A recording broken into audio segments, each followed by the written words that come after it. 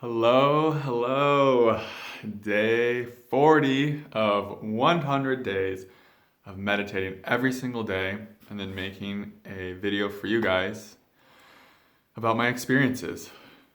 Oh, and let me tell you, the validation loop is coming up strong for me lately.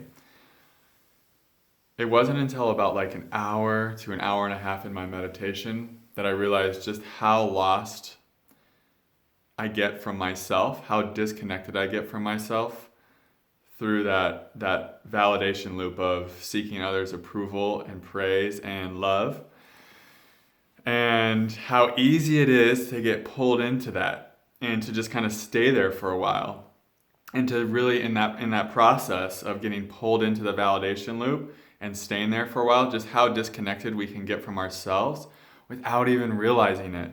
And then what happens is we'll find ourselves in the headspace a lot, questioning things, going back and forth on things. I'll give you an example. Not my proudest moment, but just something, just honesty, right? This is what I want to share with you guys. Last night I made this video. It was like a 4-minute video on activating new earth grids. And it was a fine video, But I kept rewatching it obsessively, like, is this good enough? Is this high quality enough? Is this helpful enough? Is this valuable enough?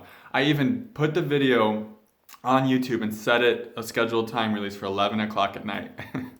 I put the whole thing together, and then at like 10:45 I rewatched it again, and I was like, it's just not good enough, and I just deleted it.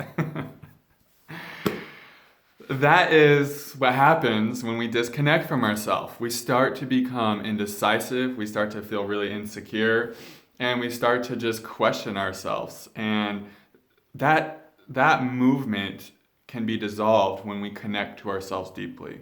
Because when we're deeply connected to ourselves, we're living through the heart. And the heart is always says, this way, do this now. And it's just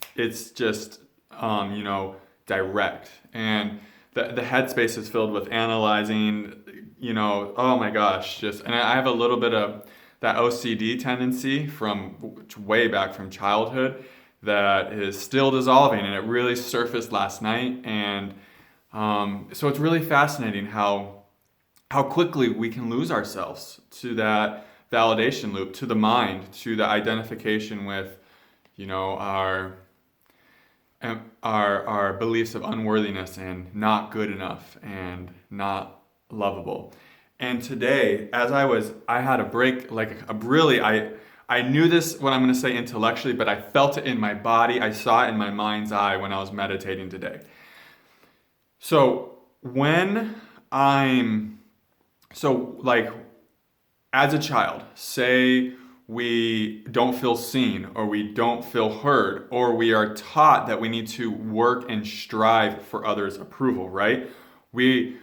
As children, sometimes we're conditioned to think that we can't just relax and receive others' worthiness. We're conditioned to think that that we have to really do things a certain way for others' approval. And I'm not saying this is negative. I mean, this helps us to survive. This is something that is it feels kind of inevitable. This can be hard to explain because it just came through, and it's really new to me, and how I see it. So when we are meditating and when we feel like this neediness arise, like a lot of times, especially before I started meditating for 2 hours every day, I would feel this neediness and this lack and this just this neediness for someone's approval, or this feeling I couldn't sit with, and I would just immediately go grab my phone after like 10 minutes of meditating, or I would go call somebody, or I would just leave the meditation. I would go do something to distract myself, or go do something to look for validation outside of myself, rather than feeling that lack and that neediness within.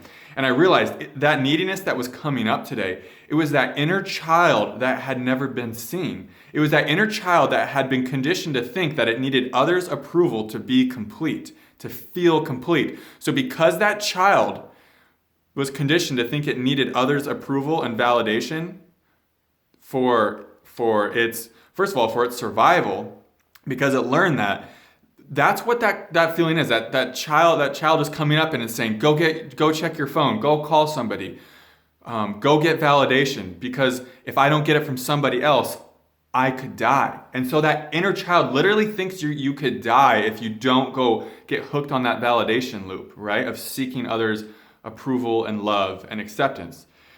And that's why it feels so painful, because it's literally like panicked. It's like, seriously, go get this validation right now. But what I'm learning is if you can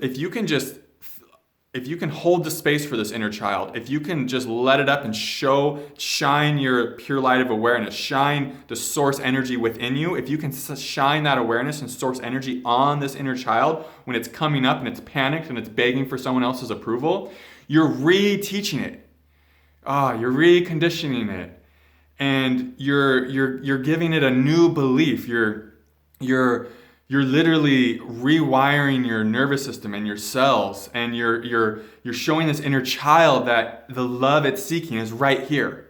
And if you'll just sit with it, and it might be burning, it might be begging you to get up, and if you can just hold the space and allow it and accept it and just soothe it, this inner child, it becomes wholeness. It realizes that it's wholeness. It realizes it's complete as is, and it doesn't need anyone's approval or acceptance. And these are the inner children, when they come up, that keep us from connecting to ourself. Because when these inner children come up, they're so powerful and they're so strong because literally they think they're going to die. So we feel like we're going to die if we feel them. And that's what keeps us from deep connection to the self. And if we will if we will do what I just said, shine that light of awareness on them, hold space for them, feel their pain, feel their fear, feel their panic, and just keep loving them, keep accepting them. This inner child, we're like really re-educating it. We're re-educating ourselves, our DNA, our conditioning, everything, our karma. We're releasing it and re-educating it. And that's where the connection to the self comes in, is when we let that inner child up and we sit with it and we sit with it and we hold space for it. And the beautiful thing is that's why I think myself at times, and so many of you guys, I'm sure, and just so many people at large have such a hard time in meditation of just relaxing and opening and receiving. While you're meditating, I'm sure at times you'll feel yourself holding tensions in places unconsciously. Just when your eyes are closed and you're meditating after a while, ask yourself, where am I holding tension? And you might feel some big knots of tension, maybe in your heart, your gut, your throat. You could just feel it everywhere, right? And so what you're doing when you just allow yourself to melt and allow yourself to open and just allow yourself to receive is you're first of all, you're creating the space for this inner pain to come up, because it's when we're super relaxed and open that these wounds and these conflicted inner children, these fearful inner children, that's when they can come up to be felt and integrated. And you're also retraining your subconscious mind. And your life is 95% a printout of your subconscious mind. So if you can retrain your subconscious mind through to be in the receptive mode, by being literally in the receptive mode and open and relaxed and having a wide open heart, we're literally connecting with presence. We're connecting with it's called like I am presence. We're connecting through the heart, and all of this reprograms the subconscious mind as well. So there's so much beautiful work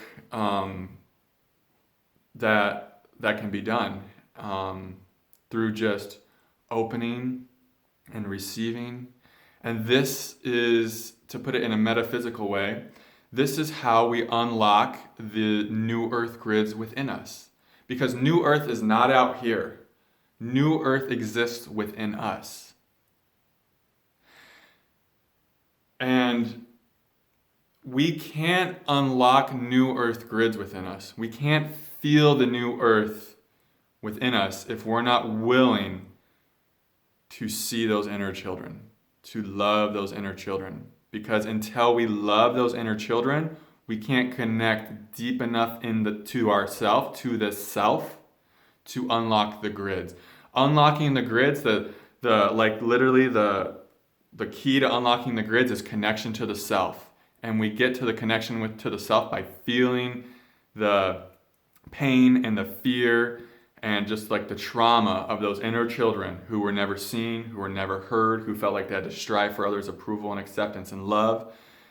And so that's the movement. That's the movement to embodying new earth right now, is to, and the world has given us a however many months meditation retreat. Like, I'm getting goosebumps saying that yes, the world is like, yes, this is the point. We're giving you all the space and the silence and the time to go within and to heal the inner children within, to heal those wounds, so that you can birth new earth through you.